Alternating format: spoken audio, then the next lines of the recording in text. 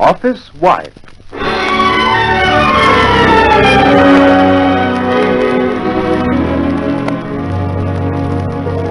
The story of the girl who married her boss and of the girl who took over.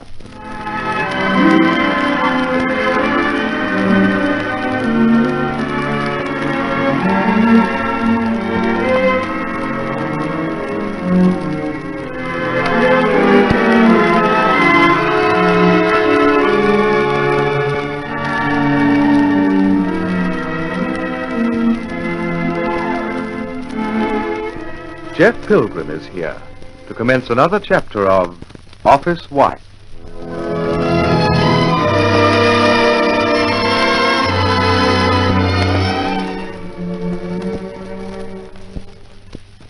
Every time I try to do the right thing, I finish up in strife. And while I don't want to sound as though I'm sorry for myself, tonight was too much altogether. Harry Palmer had some urgent work to do, and asked would I come to his place and give him a hand during the evening. Now, that was all right. But when I got there, Palmer was still at the office, and Stella Bronson was waiting instead. According to her, she'd turned up to help, too. So there I was, stuck in Harry's flat with Stella. Well, I'm not going into details, but it was jolly sticky. Stella went on with a lot of rot about being keen on me, and I had to get out of the double. She'll have to go. I can't have her as my secretary after what went on just now, and I'm not taking any chances with Marcia this time either. I'm going to tell her the lot.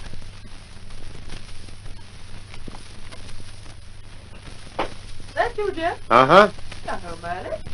I didn't expect you so soon. I'll be with you in a minute. I've only just come in myself. I went over to Uncle Tressider's for half an hour. Well, how did you get on? I didn't get on. Oh? Palmer messed it all up somehow. When I arrived at his flat, he was still at the office. And Stella Bronson was there to open the door for me. That creature again. Yes. What, has she transferred her affections from you to Harry Palmer? No, they get about together a fair bit, I think. Anyway, tonight she said she was there to help with the work, and I didn't argue with her. Well, what have you been doing together all this time? Yeah, we twiddled our thumbs till I got fed up. Palmer was still at the office, hunting around for some schedule we couldn't start without, so I decided he could jolly well look out for himself. Oh, Stella's still there. I'm jolly glad you're home, at any rate. Darling, what's the matter? Oh, nothing. There's something on your mind. No, really. Seems to me that every time you go out by yourself after dark, you finish up with Stella Bronson. Well, for heaven's sake, don't try and make out it was my fault this time. But it does seem odd. Jeff, if you don't actually... Well, what? I just thought maybe Stella Bronson makes it her business to be where you are whenever she can. Maybe she does. I don't know. You sound absolutely tired out. Jeff, darling, I know I've asked you this dozens of times, but I'll ask you again. Please, for me, get rid of this woman. Oh, do we have to start again tonight, Pet? But whenever I've mentioned it before, you thought I was trying to run your office for you. This time, Jeff, I'm asking. I'm your wife. Is it too much to ask? Please, Marcia, not tonight. All right, darling. Now, I'm so terribly glad you told me yourself that she was there. It makes such a difference. Well, it shouldn't make two penn'orth a difference. But never mind that now. I'm going to shove on a bar. I'll stop watching you, Jeff, when you get rid of that woman. Oh, why won't you? Why? Because you're in love with her?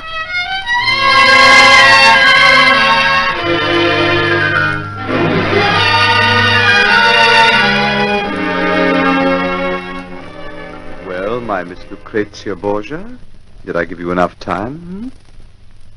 What went wrong? I changed my mind. Or did Jeff change it for you? When it came to the point, I decided I was a fool to waste time on a male goody-two-shoes like Jeff Pilgrim. Yes. Listen, is there a drink in the house? Yes, and there's nothing I'd like better than to ply you with wine. Come here, Harry. What does this feel like? Well. Bronson, this is so sudden. Do you think I'm repulsive? Don't be silly. Come on, Stella, what happened? Did he turn you down flat? He loves his Marcia. Harry, you once said that you could get Pilgrim kicked out of the firm and take over his job lock, stock, and barrel if I helped you. You still want to? Yes. When can we start? Oh, it's as bad as that, is it? It's worse. I'm going to fix Jeff Pilgrim so he'll have to resign, so Marcia will have to divorce him. I'm going to splash that respectable prude all over the front pages. I'm going to make him the laughing stock of every person in this town who's ever heard of Tressa de Bendigo, and when I'm finished, Yes, it's all right, I get the idea. Calm down or you'll bust something. All I'm going to bust is Jeff Pilgrim, if it takes me 5 years. You know, this is the first time I've ever really seen it. Hell hath no fury like a woman scorned. Shut up. I'm sorry to be corny, but it's one of the few platitudes that are really true. Look here, you do need that drink. I need 6. Well, he must have dropped you with a bang. He did. And how sorry he's going to be. Oh, how sorry.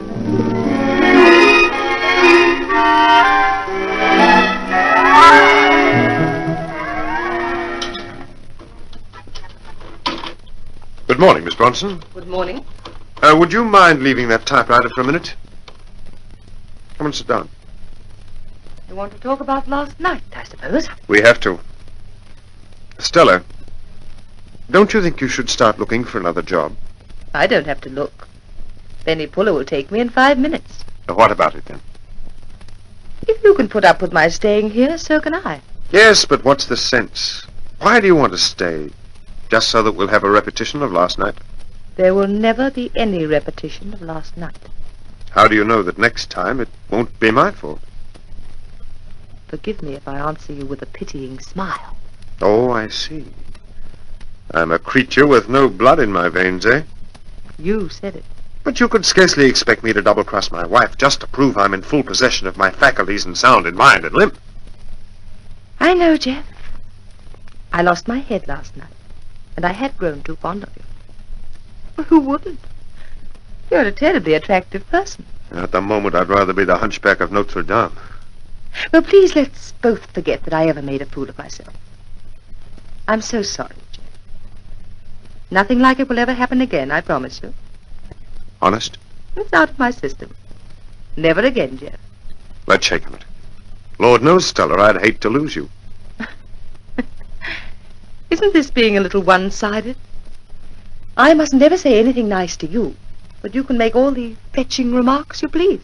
Very well, then. We both keep our guards up. Is it a deal? A brand new one. And I'm still your secretary. Correct. Miss Bronson, you may return to your typewriter. When I've made your tea, Mr. Pilgrim, look at the clock. Oh, for the life of me, I don't know if I've done the right thing. But how can you fire a woman just because she makes a pass at you? How did you make out, Stella? It's all right. I'm still here and firmer than ever. Well, how did you work it? I'd have sworn you were sunk with all hands. I can be cagey, Harry. I made him feel ashamed of himself. What, moderately? No. I made him feel he hadn't been a man. Well, we'd better go quietly for a day or two, eh? Not on your life. Starting today, I'm going to work on him for a contract. Then he won't be able to get rid of me if he wants to. And the other opening rounds are going to be fired at Angela Tennant. And where are you going to run her to earth? She practically lives in the Cuirassiers bar, doesn't she? Almost takes root. Good. See you later. I have to brew Mr. Pilgrim's tea.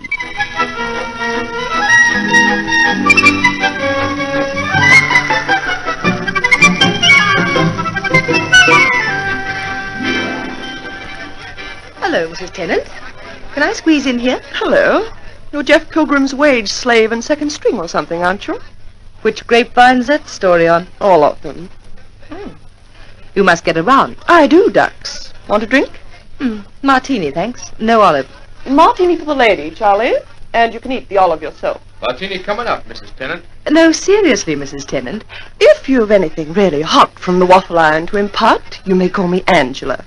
And if you've already heard it, I go back to calling you Mrs. Tennant?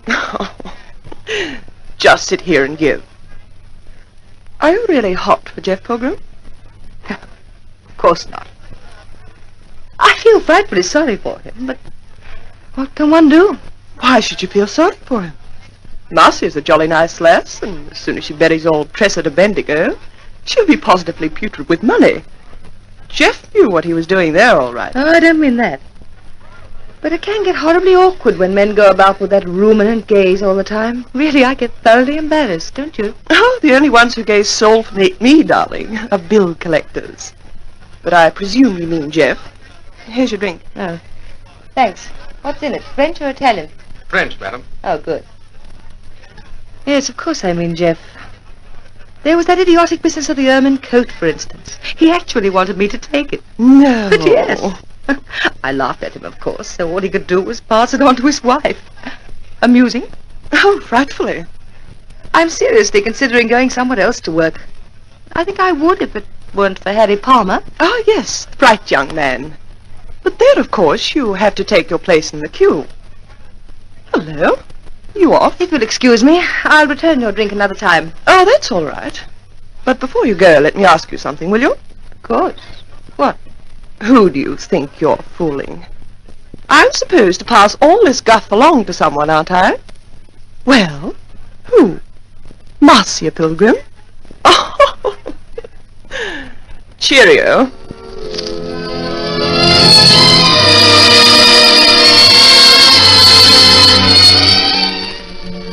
That Tennant woman's not going to come in as handy as I thought. But it doesn't matter. It was only a reconnaissance, or whatever they call it, anyway. I know what I'm doing, and I know where I'm going, and I'm taking Jeff Pilgrim along with me.